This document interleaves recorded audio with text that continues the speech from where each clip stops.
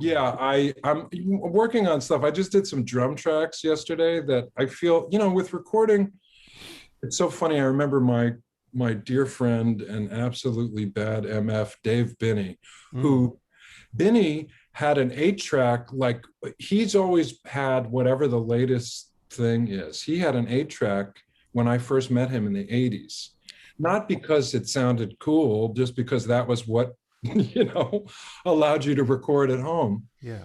I think he probably got rid of it as soon as there was something that was, more practical. But I remember when I first started doing recordings at home and I said, yeah, I'm getting stuff, but somehow everything sounds sort of, it doesn't have the life. Even after I got these Neves, that these records that I play on, they don't sound as alive and vibrant as these.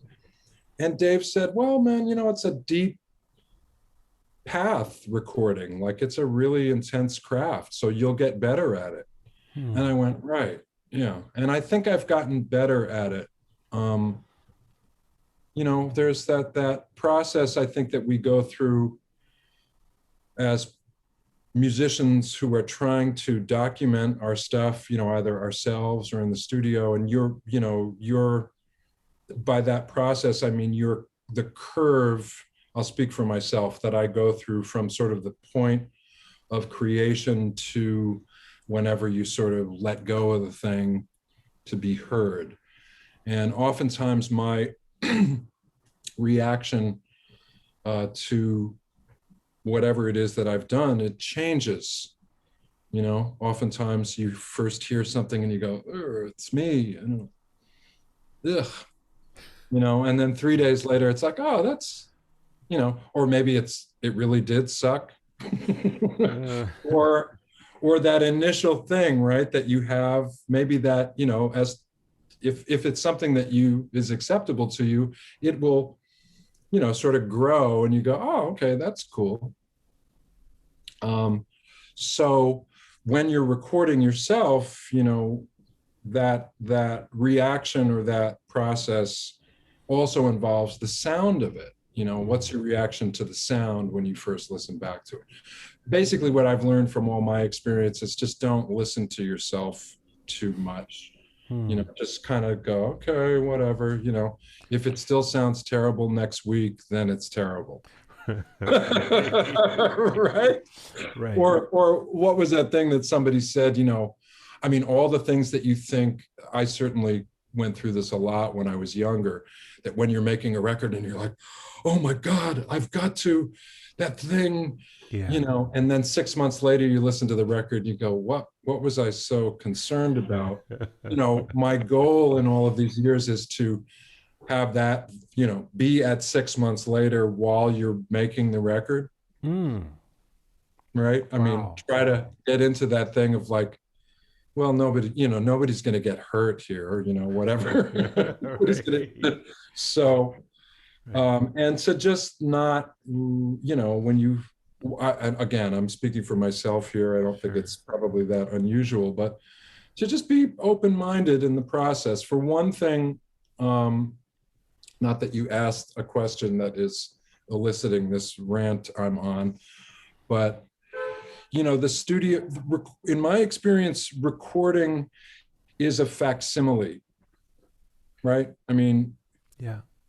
when you and I think, as we all have confronted this challenge as a guitarist and as a musician, trying to get your sound the way you hear it in a room onto the recorded medium you're working with, right? It usually sounds quite different. Mm. Um, Years ago, when I was working with the great engineer James Farber, and I said, James, what is this? I can never get it. And he goes, man, two things.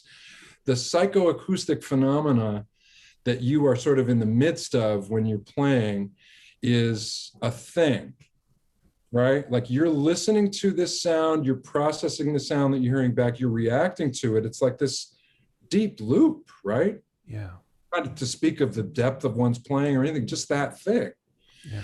And then you're asking this very low-tech device, even if you're talking about a Neumann whatever, to do what the human ear does, which is there's no microphone that can get anywhere near close to the mechanism that is your ear and the relationship that your ear has I mean, it's very complex.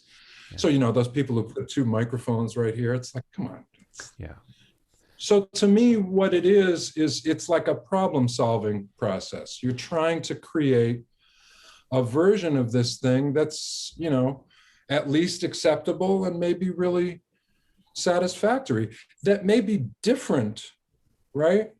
Than, I mean, I don't know if I'm assuming you've probably had this experience where it's almost like, someone will leave a mic on in another room and you go and you're playing. It's like, wow, that's a cool sound. Oh man, I forgot to turn that mic off or something. Right. Wait a minute. Let's use that.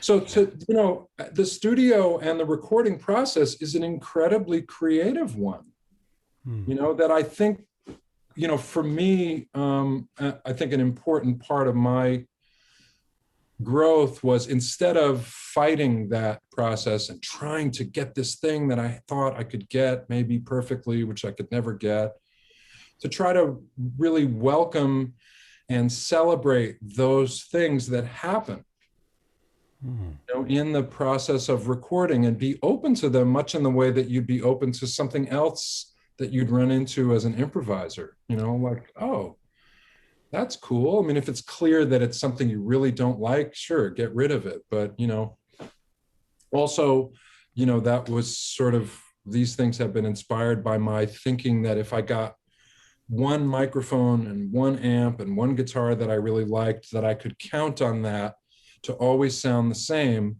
in different studios. And I quickly learned that that's totally not the case, because rooms change and boards change. And so I feel like in the recording process, it's helped me a lot to kind of, and it's not a conscious thing, it's something that's evolved practically, to just go, okay, what's today going to bring in this new space that we're trying to take a picture of what we're doing and preserve it.